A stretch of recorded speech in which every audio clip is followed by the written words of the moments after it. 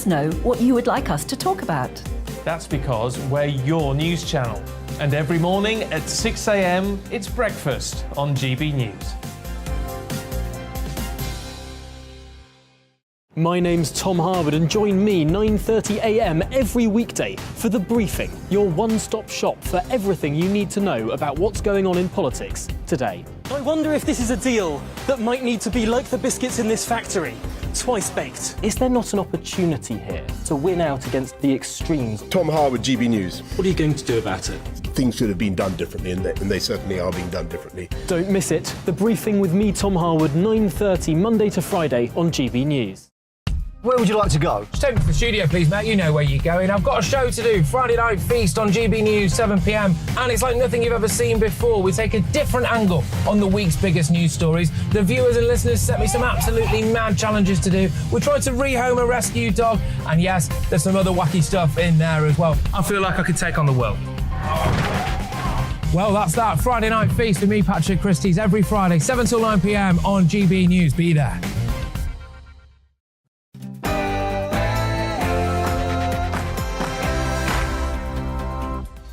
And welcome to On the Money, where we're focused on the UK's cost of living crisis, helping you to beat the squeeze.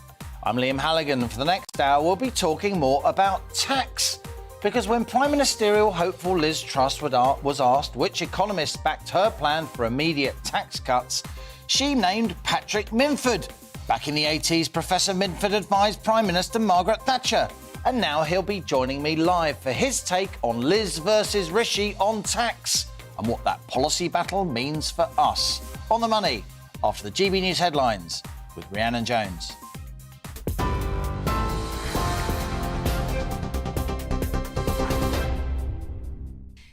Thank you, Liam. Good afternoon. It's 1 minute past 1. Your top stories from the GB Newsroom. The EU has launched a fresh legal action against the UK over claims it's failing to comply with the Northern Ireland Protocol. The UK is accused of being unwilling to engage in meaningful discussion to find a joint solution to the problem. The EU says it's challenging the British government, claiming it ignored repeated calls to reconsider its position on the trading arrangements. MP Andrew Mitchell says he's dismayed the EU are taking legal action. I do think that the EU have been really quite unhelpful over the issue of Northern Ireland and the protocol, and that the programme that the British government put forward of red and green routes through customs issues was the right approach. And I'm very dismayed indeed that it has now come to a legal case. A critical incident has been declared by the Port of Dover, and it's urging holidaymakers to consider staying away. Police are controlling traffic with queues of up to 6 hours expected. The port's chief executive says staff are focused on tackling the bottleneck, but can't promise the chaos will be gone by tomorrow. It comes as a crash on the M20 has closed access to the Eurotunnel. Meanwhile, go-slow fuel price protests are causing yet more traffic jams across the UK. Police say moving roadblocks are making the busy school holiday getaway even worse. Well, amid the travel chaos, a bit of welcome news for holidaygoers. Hundreds of British Airways workers have voted to call off strike action at Heathrow Airport. The GMB union says it's after pay offers been accepted.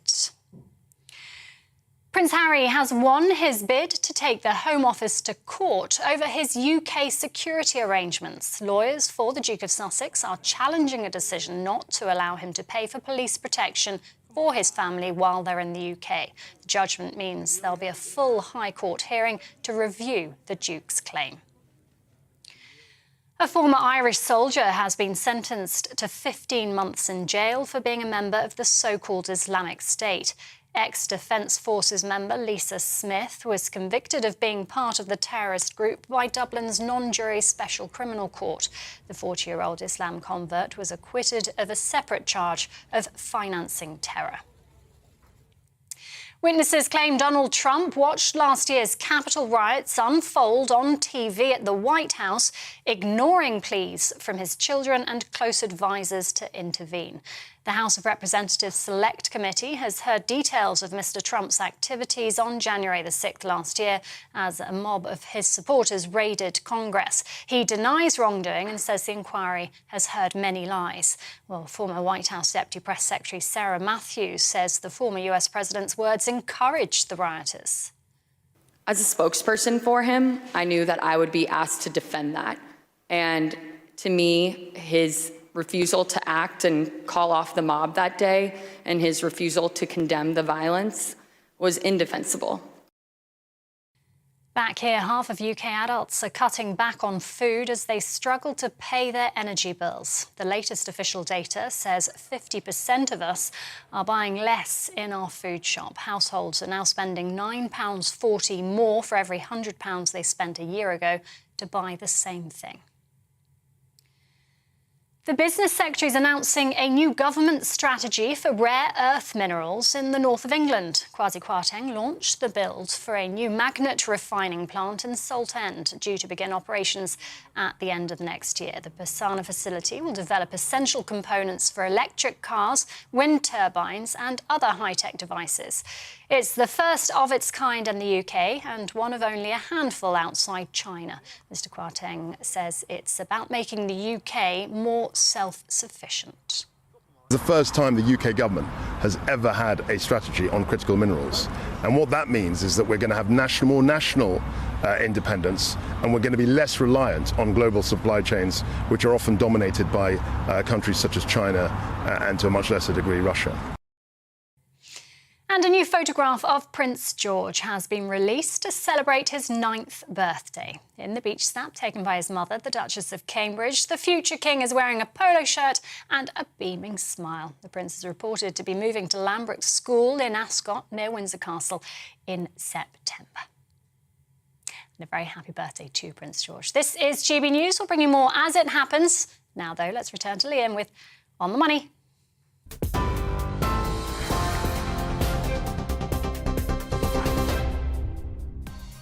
And coming up on The Money today, Liz Truss's tax cuts have been dismissed by rival Rishi Sunak as fantasy economics. Now the mighty Institute for Fiscal Studies has weighed in, also casting doubt on the Foreign Secretary's tax plans at the heart of her bid to become Prime Minister. On The Money talks exclusively to Patrick Minford, former advisor to Prime Minister Margaret Thatcher, an economist who Truss claims backs her tax plans. Plus, farmers are enduring higher costs for both fuel and fertiliser, of course. One reason food prices are rising in the shops. We hear from Northern Ireland, assessing the impact of higher costs on the broader rural economy with our correspondent, Doogie Beattie. So what do you think of the emails? What do you think of the issues raised here on The Money today? Do you think Liz Truss is right? Do we need lower taxes now? Email gbviews@gbnews.uk or tweet @gbnews. So stay with us, because this is GB News. I'm Liam Halligan, and you're on The Money.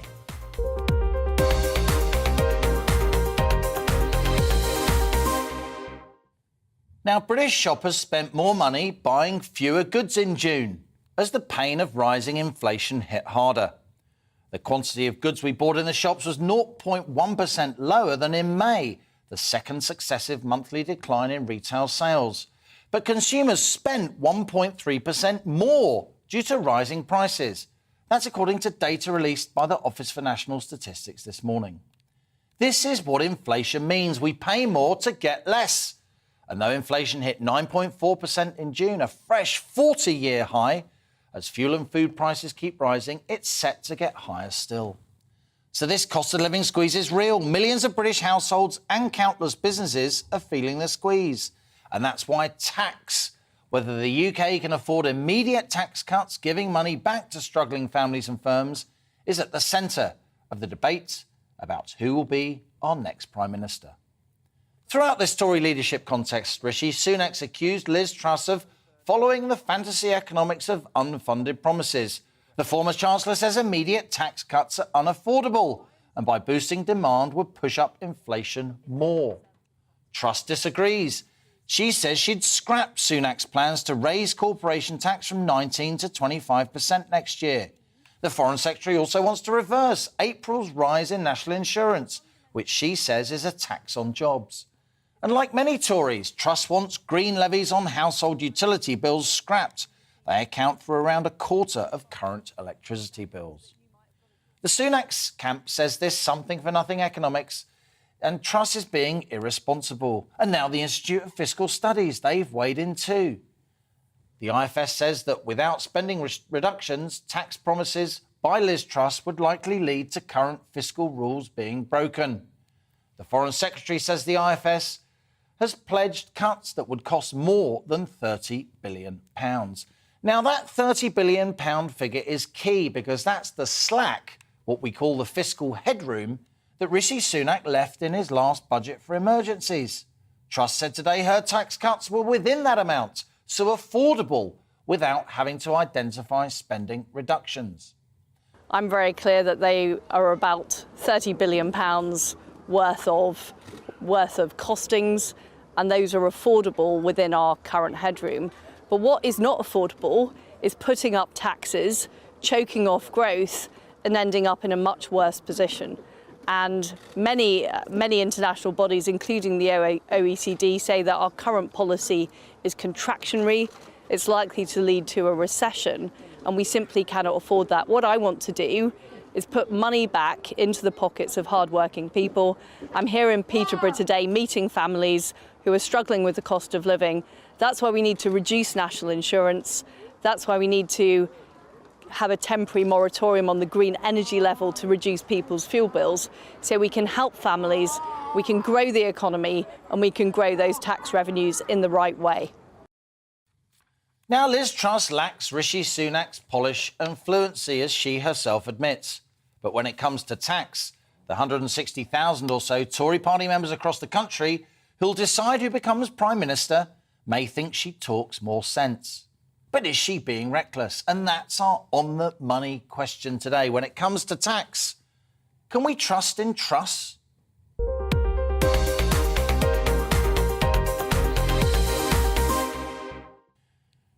Grown-up conversation with people who know their stuff. That's what we do here on The Money. And when Liz Truss was recently asked to name an economist who agreed with her tax plans, she did indeed cite Patrick Minford, who famously advised Margaret Thatcher when she was Prime Minister back in the 1980s. Well, today we're joined here live on The Money by none other than Patrick Minford, Professor of Economics at Cardiff University. Catherine McBride, friend of the show, Fellow at the Centre for Brexit Policy, is also with us. But let's talk to Patrick for now. Patrick Minford, great to see you here on the show. You're most welcome. Do you think Liz Truss's tax policies are credible? Yes, they're not only credible, they're vital, because if his corporation tax increase goes ahead, and also the NICs, the rise in the national insurance contributions, they both reduce supply and they have an effect on growth. And corporation tax is paid by the vast majority of small and medium-sized businesses in Britain, which are the main engine of the economy. And putting it up would damage growth and innovation by all these entrepreneurial companies. And that's the key point, really, while also the national insurance contributions will push up wage costs. By reversing this, she puts growth first. And all this talk about recklessness, and fairy tale economics is absolute nonsense, because the basic point is that debt and borrowing is an instrument of government policy. I mean, we are a major nation and we borrow in the world at very low interest rates because we're regarded as a safe haven for debt. And that's something we can use for our policy. And all this talk about, these fiscal rules that the IFS mentioned, these are nonsense. What matters is your long-term solvency, and whether over the long term you can cut your coat according to your cloth and make sure that you can pay your debts in the end and bring the debt ratio down to a safe level. And that's the key point, not short-term fiscal rules. So all this talk about headroom and, is the 30 billion in the kitty at the moment is really a complete side issue, because we are able to borrow as a big nation, with this reputation in world markets, and that's an instrument of policy which allows us to keep taxes to support growth and do spending as we need to support growth too in the economy. And what we need to do over the long term is balance the books. But that's a long-term issue, not a kind of an issue of balancing the books, over the next year or so. That's a complete irrelevancy. Professor Minford, you spent a lifetime talking about British economic policy, indeed being influential at the top of economic policy making from time to time, not least during the early and mid-1980s. Liz Truss has said that Rishi Sunak has been captured by a Treasury orthodoxy, an orthodoxy which, in her view, has held for several decades, which has failed to deliver growth. Do you agree with Liz Truss? There is a Treasury orthodoxy and it is ineffective in fostering economic expansion. Yes, I do agree. I think that the Treasury has captured Rishi Sunak with this orthodoxy, which is embodied by these silly short-term fiscal rules, which are really a way of embedding Treasury's power to kind of keep control of everything. Now, I'm in favor of the Treasury having power to control spending over the long term, but it should be carried out intelligently, allowing us to have a competitive tax system. I mean, when the Treasury spent $500 billion on COVID, because obviously it had to, it then turned around and said, but you can't spend any more, in the coming years than that will put up borrowing, because we can't do that sort of thing. And of course, transparently, that is nonsense. Having spent $500 billion on COVID in the way of borrowing, it's obviously transparent nonsense that you can't borrow to prevent taxes being put up and destroying growth in the economy. So yes, the Treasury orthodoxy has been put in place. It sort of started after the financial crisis with the austerity program, which was a big mistake, as we know in retrospect, because it put all the job of keeping the economy recovering on the Bank of England and quantitative easing, the buying of bonds in the financial markets, which has been not a very successful policy. It's driven interest rates down to zero. That's what we need to get away from today. So the Treasury orthodoxy that started after the financial crisis has been a disaster for the British economy. And of course, it goes back further with the EU regulation, and the gradual drift upwards in top tax rates has been allowed to happen under the Treasury's regimes over this period. All of this has damaged growth and needs to be firmly put into reverse. Much as Mrs. Thatcher challenged the Treasury orthodoxy in her day, they opposed monetarism, which was needed to bring down inflation. And today, they're imposing sensible tax policies that will be in favour of growth. Hold it there, Professor Patrick Minford. I'm just going to turn to Catherine McBride in the studio. Now, Catherine, in this discussion, Professor Minford backs Liz Truss's tax cuts. I know you do as well, so let me push back a little bit. It's my job, as you'll understand. We're borrowing quite a lot already, aren't we, as Rishi Sunak says? Surely that 30 billion quid is there for emergencies. Isn't it irresponsible to spend it on tax cuts? Well, we've just heard in the previous segment that 8 million people are going into fuel poverty. If that isn't an emergency, I'm not sure what is. But Rishi Sunak was happy to give people £400 each, everyone, every household, for their fuel costs. And he didn't seem to see that as inflationary, and he did that only a few months ago. But now Liz Truss cutting £153 in green levies off our fuel bills, that will be inflationary somehow in Richie's magic land. I mean, talk about crazy. There is, in any system, you have a maximisation where you can get the most out with the least inputs. And in economics, that's known as the Laffer curve, described by the Laffer curve. You get more tax if you lower the tax rate because you get more growth. Exactly, you get more growth. And we have seen this in this country in two examples by Sunak while he was Chancellor. One was last year, he had the stamp duty holiday, and suddenly house prices, house sales went through the roof. So you got more revenue. Taxes, which proved that we are overtaxing the transaction costs of moving house, because it also boosts mortgaging, conveyancing, painters and decorators, white goods, furniture, All these other industries benefit from people moving house. And then, as we discussed 2 days ago with the doctors, by overtaxing them on their pensions, they all retire early. And that is the absolute epitome of the Laffer curve, where we actually get to a point where people stop working because of the way we tax them.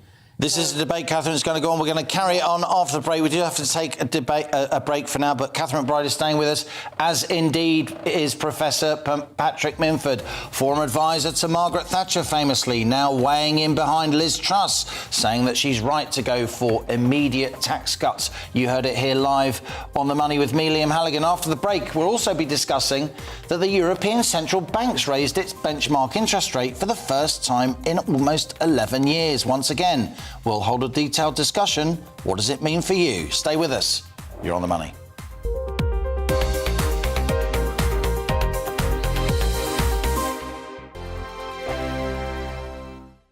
We are GB News. We're right across this great nation.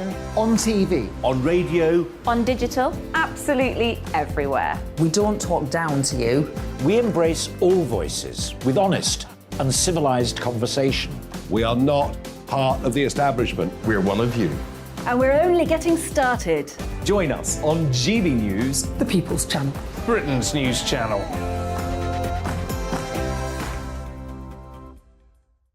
Hi there, it's Stephen and Anne. At breakfast from 6 a.m, you'll always be caught up with everything you need to know, the latest headlines, opinions and debates. We'll bring you the good news and the bad, but most of all, we're here for you. Remember, send in your views and let us know what you would like us to talk about. That's because we're your news channel. And every morning at 6 a.m, it's breakfast on GB News.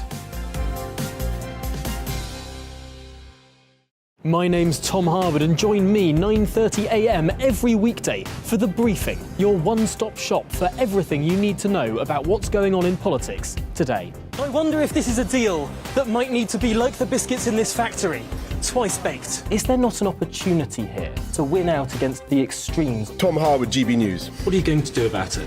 Things should have been done differently, and they certainly are being done differently. Don't miss it. The Briefing with me, Tom Harwood, 9:30 Monday to Friday on GB News. Where would you like to go? Just take me to the studio, please, mate. You know where you're going. I've got a show to do. Friday Night Feast on GB News, 7 p.m. And it's like nothing you've ever seen before. We take a different angle on the week's biggest news stories. The viewers and listeners set me some absolutely mad challenges to do. We tried to rehome a rescue dog. And yes, there's some other wacky stuff in there as well. I feel like I could take on the world. Well, that's that. Friday Night Feast with me, Patrick Christie's, every Friday, 7 till 9 p.m. on GB News. Be there.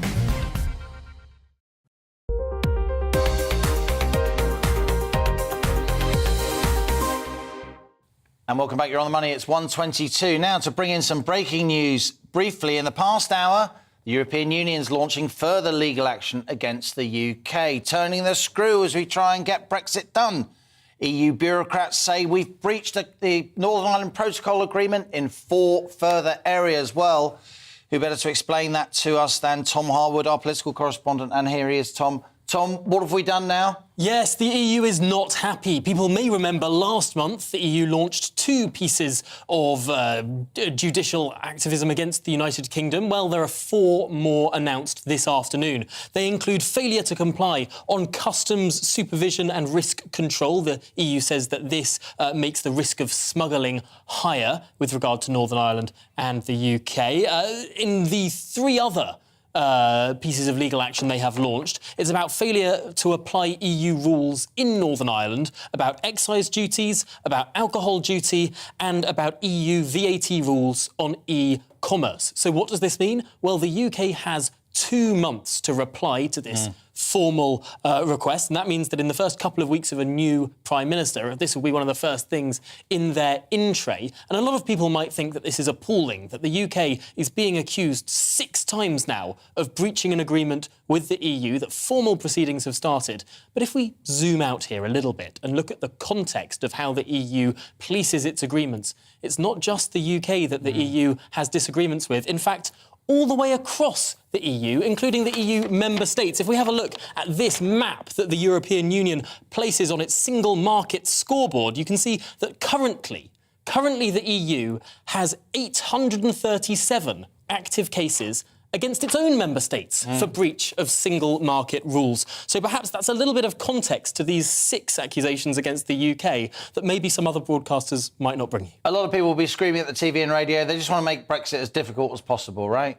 I think Is there something in that? I think there's clearly a political angle here. The UK, of course, has brought forward Northern Ireland Protocol legislation aiming to act unilaterally to create these green and red channels to try and fix the problem. The EU doesn't like British unilateral action, and clearly there is always that idea that they don't want to create a domino effect, that they do want to create some friction, some difficulty. We've seen that with the Horizon 2020 research scheme as well. So yes, clearly some politics at play here, as well as the legalistic nature of the organisation. Short and sweet now, for now, Tom, but we will no doubt be discussing this vexed question again and again. What joy. Now, the European Central Bank raised interest rates across the Eurozone yesterday for the first time in 11 years in a bid to tackle inflation. Eurozone rates rose from minus 0.5 to 0. I kid you not. But there are more rises to come, and this move means the Bank of England is probably more likely to raise UK rates again in early August. Now, the Eurozone economy has been struggling in recent months, and there are fears higher borrowing costs could tip the region, which remains hugely important to UK trade, of course, into recession. Vladimir Putin's threatened to cut off gas to Germany. Italy's reeling after Prime Minister Mario Draghi resigned. And some are concerned the Eurozone could once again experience the kind of turbulence when Greece was almost forced out back in 2011-12. I'm still with my expert panel, Professor Patrick Minford. Let's talk to you. You used to advise Margaret Thatcher. You famously clashed with someone called Nigel Lawson back in the day about the European exchange rate mechanism. To be fair, you've been a very prominent Euro sceptic, but as an economist, as an analyst, as a forecaster, what are your thoughts on the Eurozone at the moment as they raise interest rates to the heady heights of 0? Well, they're under the cosh, really, to raise interest rates because of inflation. And, of course, they're being heavily criticised inside the Eurozone by Germany for having allowed inflation to rise so sharply, because Germany's argued that they've had much too loose a monetary policy. And as you pointed out, they went to negative interest rates in the course of doing their loosening of money. So they are in a serious situation where they have to tighten money.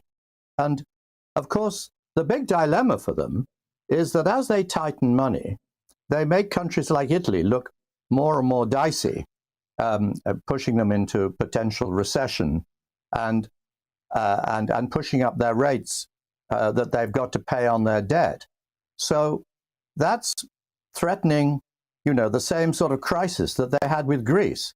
And they're talking about some way of kind of buying more Italian debt to kind of keep the rates on the Italian debt down, stop the so-called spreads, against Germany and so forth. But the trouble about that is that they're not, again, Germany opposes this because they say you can't do that.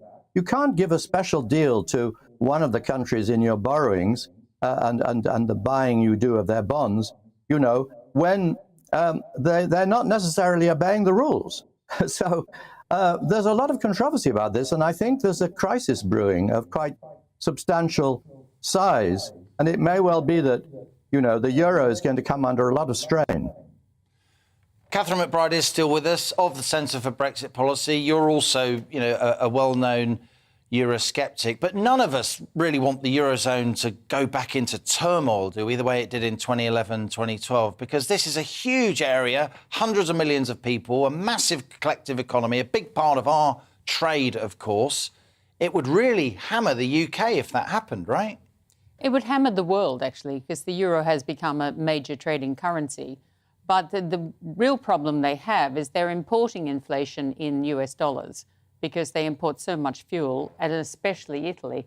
So, in fact, this will help Italy survive because right now, if they let the euro sink more against the dollar, because we saw the dollar increase their rates by 1/4 of a point in June, and they're expected to raise it by another 1/4 of a point, 3/4 of a point. Higher interest rates push up the dollar, right? Push up the dollar. So the ECB has now raised rates, hopefully to push the euro back up. Yes, exactly. Or at least keep it in line. They're not raising as much as the US because they understand that they can't do that. They don't want to, as Patrick said, squeeze people too hard.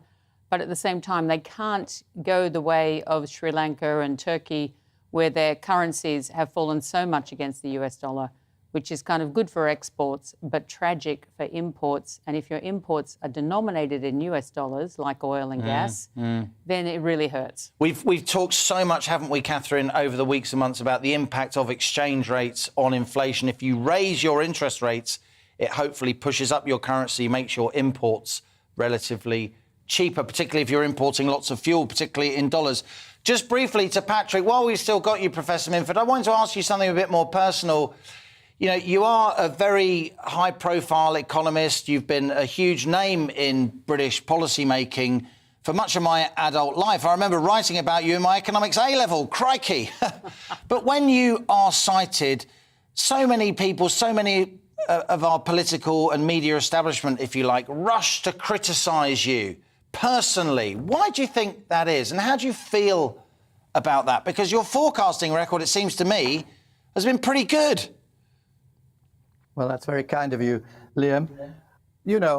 I don't really pay any attention to it, to be quite honest. I write books and I write articles saying what I think, and I'm doing research on how the economy behaves. And as you know, we did research on the effects of Brexit through free trade agreements and so forth, and said that this would be very good for the British economy, as both you and Catherine know. So I just do the research, and I think the research we've done on how the economy works backs the sorts of policies, of Brexit and Liz Truss's supply side program going forward. And we've discussed all that, and I think that, of course, the people who attack this are just really attacking.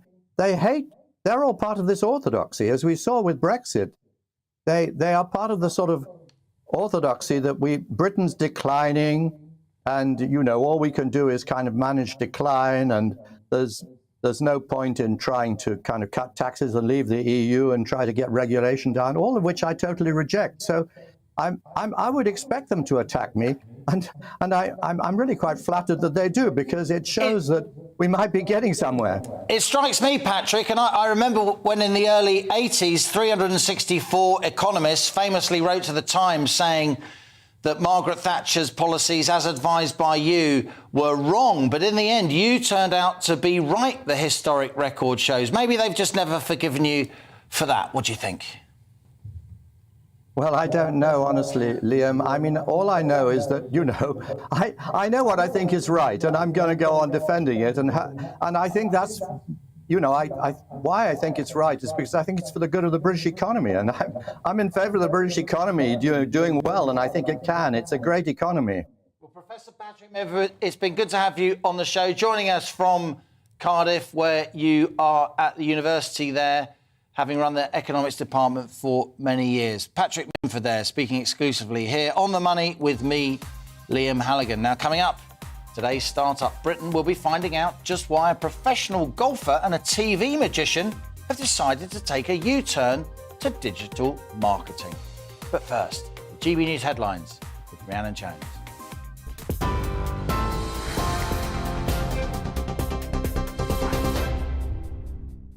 Thank you, Liam. 1:33, your top stories from the GB newsroom. The EU has launched fresh legal action against the UK over claims it's failing to comply with the Northern Ireland Protocol. The UK is accused of being unwilling to engage in meaningful discussion to find a joint solution to the problem. The EU says it's challenging the British government, claiming it ignored repeated calls to reconsider its position on the trading arrangements. A critical incident has been declared by the Port of Dover and it's urging holidaymakers to consider staying away. The port's chief executive says staff are focused on tackling the bottleneck, but he can't promise the chaos will be gone by tomorrow. Police are controlling traffic with queues of up to 6 hours. It comes on what's being described as the busiest summer getaway in 8 years. Well, amid the travel chaos, a bit of welcome news for holidaygoers. Hundreds of British Airways workers have voted to call off strike action at Heathrow Airport. That's after accepting a pay offer the GMB union has confirmed. A former Irish soldier has been sentenced to 15 months in jail for being a member of the so-called Islamic State. Ex-Defence Forces member Lisa Smith was convicted of being part of the terrorist group by Dublin's non-jury special criminal court. The 40-year-old Islam convert was acquitted of a separate charge of financing terror. And a mother and her long-term partner have been found guilty of murdering her 15-year-old son in Huddersfield.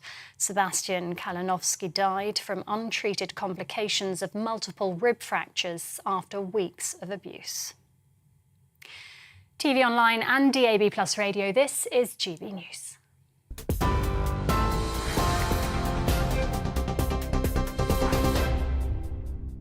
Direct Bullion sponsors the Finance Report on GB News for gold and silver investment.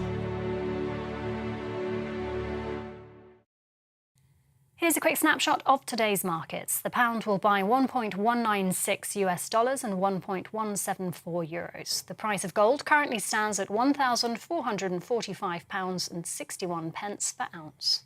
Direct Bullion sponsors the Finance Report on GB News for real-time investment.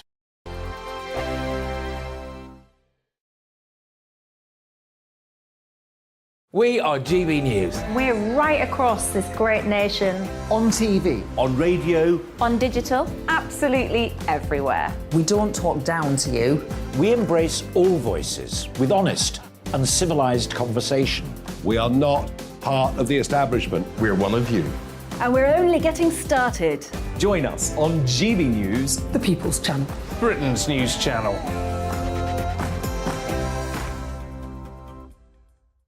Hi there, it's Stephen and Anne. At breakfast from 6 a.m, you'll always be caught up with everything you need to know, the latest headlines, opinions and debates. We'll bring you the good news and the bad, but most of all, we're here for you. Remember, send in your views and let us know what you would like us to talk about. That's because we're your news channel. And every morning at 6 a.m, it's breakfast on GB News. My name's Tom Harwood and join me 9:30 a.m. every weekday for The Briefing, your one-stop shop for everything you need to know about what's going on in politics today. I wonder if this is a deal that might need to be like the biscuits in this factory, twice baked. Is there not an opportunity here to win out against the extremes? Tom Harwood, GB News. What are you going to do about it? Things should have been done differently, and they certainly are being done differently. Don't miss it. The Briefing with me, Tom Harwood, 9:30 Monday to Friday on GB News. Where would you like to go? Just take me to the studio, please, mate. You know where you're going. I've got a show to do. Friday Night Feast on GB News, 7 p.m. And it's like nothing you've ever seen before. We take a different angle on the week's biggest news stories. The viewers and listeners set me some absolutely mad challenges to do. We tried to rehome a rescue dog. And yes, there's some other wacky stuff in there as well. I feel like I could take on the world. Well, that's that. Friday Night Feast with me, Patrick Christie's, every Friday, 7 till 9 p.m. on GB News. Be there.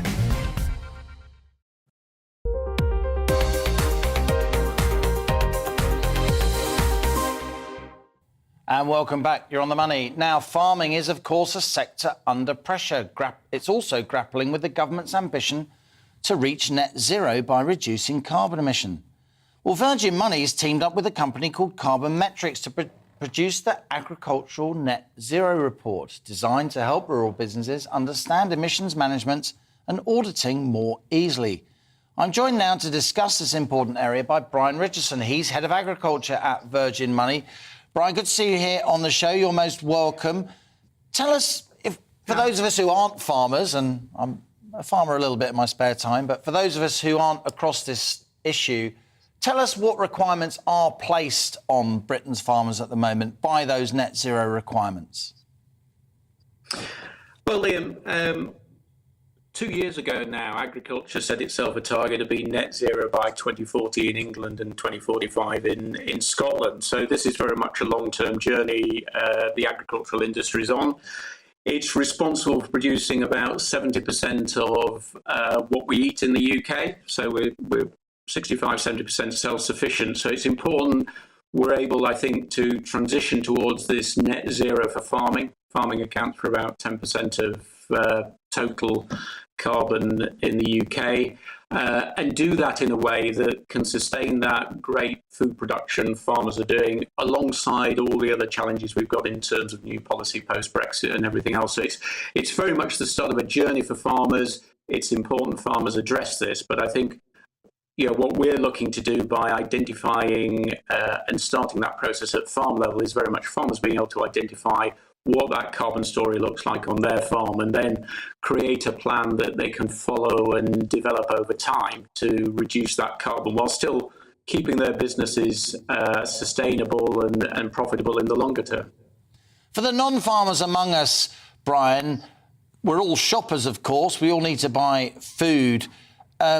Is the fact that UK farmers are having to help meet these government targets, is that pushing up the price of food? And if so, is it fair that those cost burdens are being put on farmers even now in the middle of a cost of living crisis? I think that's a very good point, really. And the challenges around farmers at the moment, we've got, farming inflation is running, the cost of inputs into farmers is running at well over 20%. So whilst we have a sort of retail price index around 10, farming's suffering a lot more than that. So there is a lot of challenge going on, but I think farming recognises this is very much a journey they need to go on, and you can't ignore climate change. It affects farmers as much as anyone else, if not more, as we've seen this week.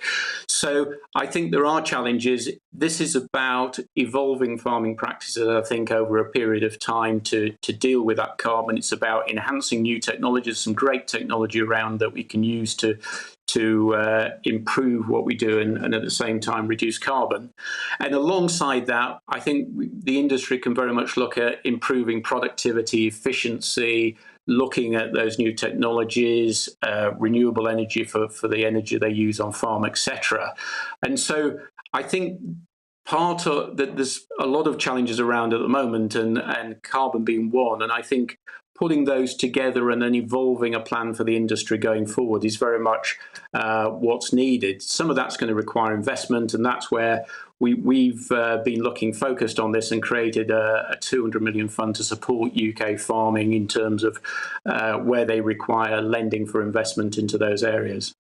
Brian, it's an important issue, and I'm glad to have heard from you on it. Brian Richardson there, Head of Agriculture at Virgin Money, joining us from Cumbria. Catherine McBride is still with us in the studio. Look, Virgin Money, they're providing a service for farmers. Of course, many farmers will be grateful for that. But what do you think of the bigger picture here?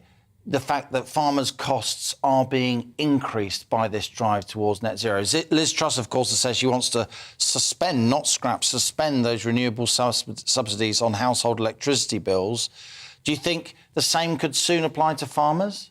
Well, I think you'll find that farmers already get a subsidy on their fuel.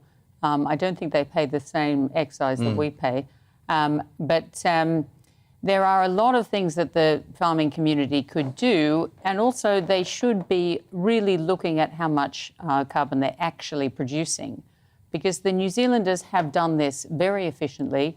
They know exactly which type of farm is producing carbon, because it's not equal across all farming.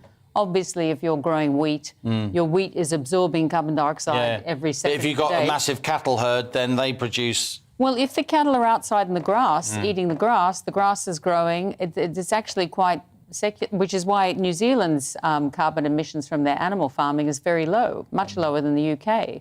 Unfortunately, a lot of Northern Europe put their animals into sheds, especially over winter. They're importing food from Brazil to feed them, and this is pushing up their carbon. So if you're importing soybean from Brazil to feed to your dairy cattle that never leave the shed, your carbon footprint might be quite high, except a lot of those farmers can collect the slurry and use that, capture that as fuel.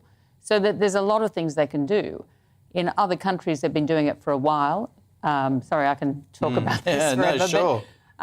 Because putting animals onto fields after they've been cut is good because they eat the stubble and they put their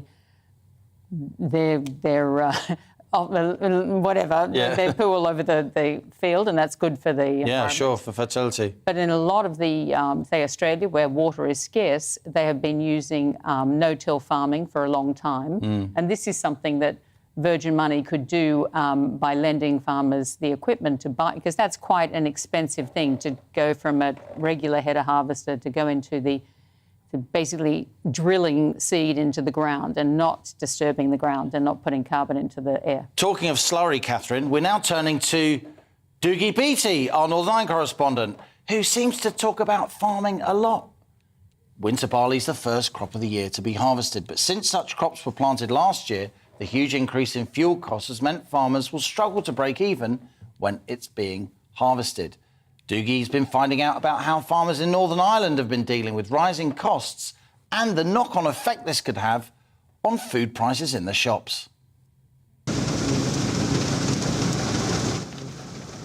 Combine harvesters move into golden fields of barley, beginning a process that will have a direct effect on our pockets. Winter barley is the first of our cereal crops to come in, and it was planted in October, before the Ukrainian conflict and when red diesel was under 50 pence a litre. John McClanahan, Deputy President of the Ulster Farmers Union, explains. That crop has been an expensive crop to grow this year. The farmers have took on additional input costs around the cost of the fertiliser, the cost of the fuel, the cost of the plant protection products they've had to use. Agri-fuel is now over $1.20 a litre, and with some machines using over 1,000 litres a day, prices for crops should be up substantially. But the market seems to be slow to react. Certainly there seems to be a little downward pressure at the moment on those prices. Prices being talked down, which is unfortunate. I mean, as farmers, we always farm with a certain degree of optimism, but this year we've had to imply a lot of additional costs in getting those crops to the point of harvest. And we are hoping that the market will give us a return for that additional cost that we've had to incur. The simple equation of supply and demand will ultimately set prices and crop planning for 2023. If we've learned anything over the last 6 months, it's how global markets can change dramatically, how events in other parts of the world can have a dramatic effect on what happens in our part of the world. So there's a need again to recognise that level of self-sufficiency which we've lost over the last couple of decades. We don't want to get to a situation where as a nation we are become totally dependent on imported food products and we end up with empty shelves. That's something we want to avoid. So that's something if government can do anything, it should look at policy which will ensure that we have continued supply of local food. Many farms have been encouraged to drive forward and away from older methods, but barley has many uses. One of the byproducts of barley is straw. Traditionally used for bedding, it can also be found in such products as chaff. But with budgets tightening on the farms this winter, traditional methods will more than likely be back in use. We know some farmers who are looking at chopping that straw and putting it straight back into the ground for the nutrient value that it will give because of the higher fertiliser prices that that are in the industry. So by reusing that straw back into the ground, they can save on their fertiliser bill next year. With global costs rising, farms cannot absorb any more expense. If food prices are to be kept steady, the government must re-evaluate its agricultural policy. Doogie Beattie, GB News. Doogie Beattie there. It's time now for Startup Britain, my regular feature where we meet some of the most interesting startup firms across the country. And today I'm joined by Ben Hanlin and Sam Houghton. They're co-founders and managing director of digital marketing agency Pull the Pin. Now, you may recognise Ben from your TV screens, whether it's from his stint on ITV's Dancing on Ice, his presenting days, or even from the stage, as he also worked as an illusionist, performing magic, leaving crowds dumbfounded. But when COVID-19 hit, there was no magic wand that could help him find work, and that's when he and Sam got themselves together to launch Birmingham-based digital marketing agency which helps both big and small companies use video to grow their business. And Sam's not without a good story too. He used to be a professional golfer before he became a digital guru. Together, they're a dynamic duo. And here they are in the studio, Ben Hanlin and Sam Houghton, my great latest guests on Startup Britain.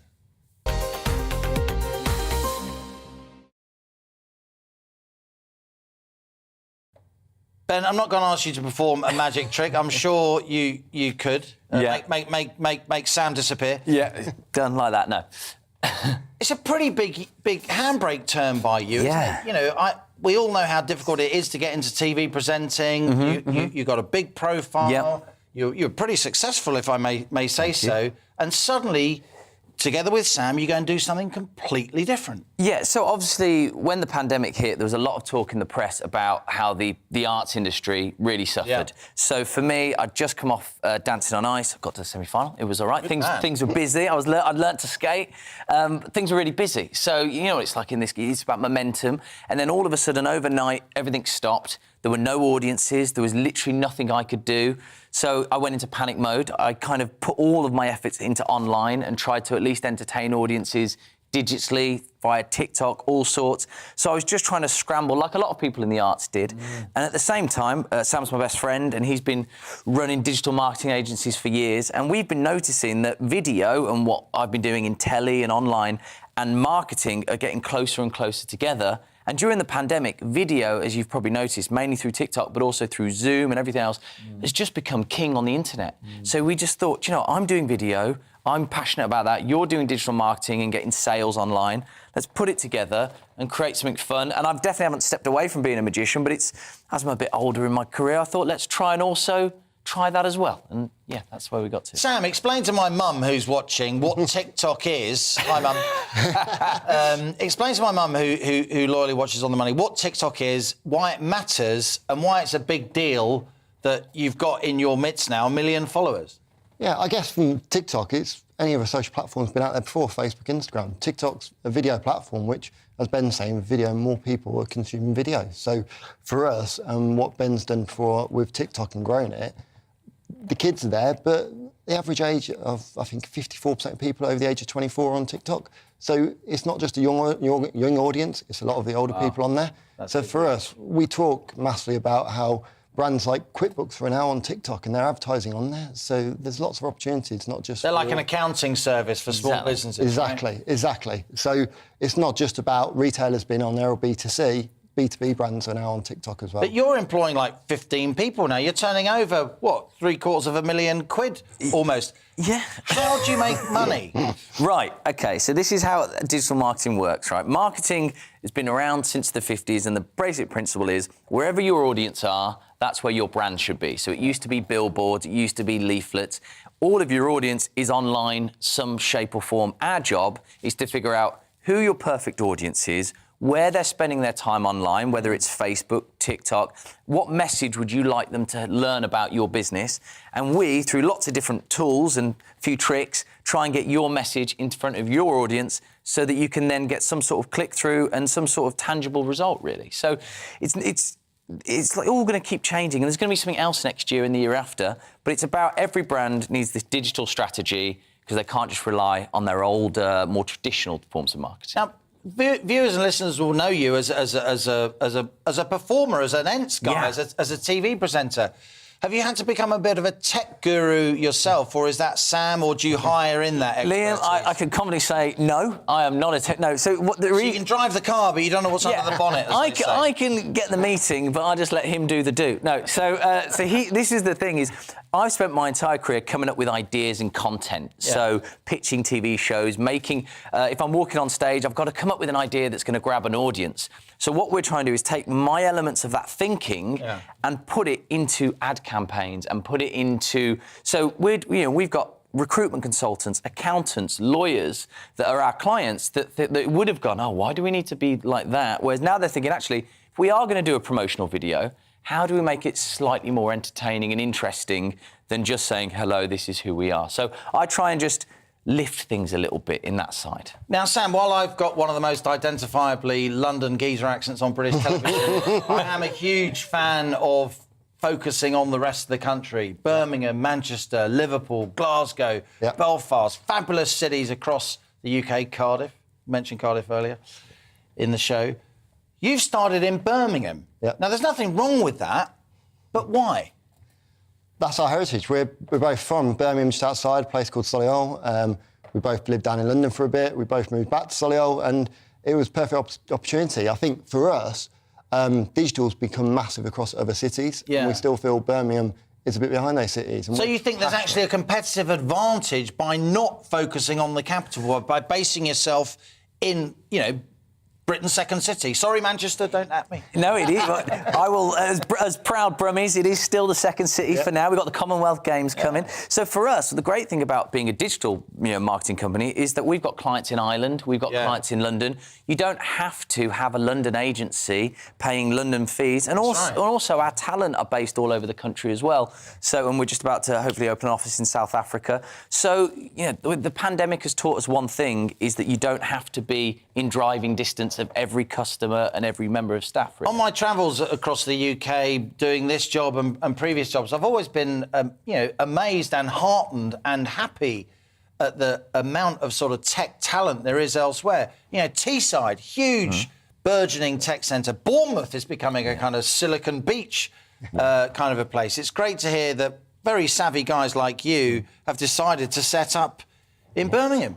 Yeah, 100%. And do you think that's going to carry on? Do you think more and more tech companies are going to ripple out from the capital? Because, of course, rents are cheaper, the cost of living is cheaper, and maybe the sort of smart young kids who you're often employing, they can buy houses outside the capital. They've got more chance of having a decent... Could tech be a key component, is what I'm saying, of levelling up?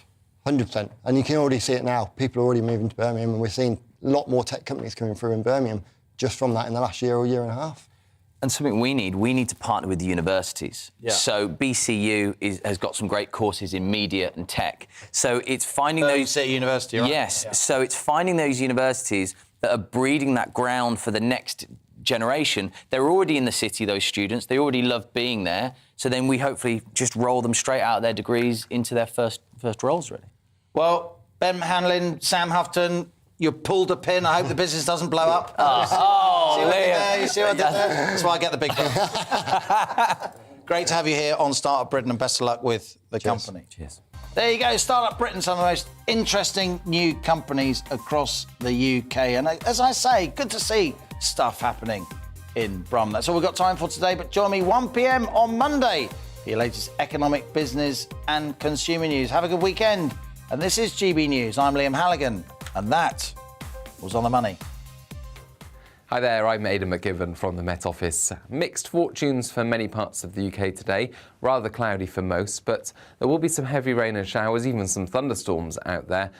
However, there will also be some drier and brighter weather. The best of the drier weather will be towards the north of Scotland, where an area of high pressure sits. Northern Ireland also seeing largely dry conditions. But elsewhere, an area of rain is moving north across the Midlands into northern England as well. That will be heavy at times. And to the south of that, some heavy showers break out for parts of Wales, the southwest and central England. And these will be slow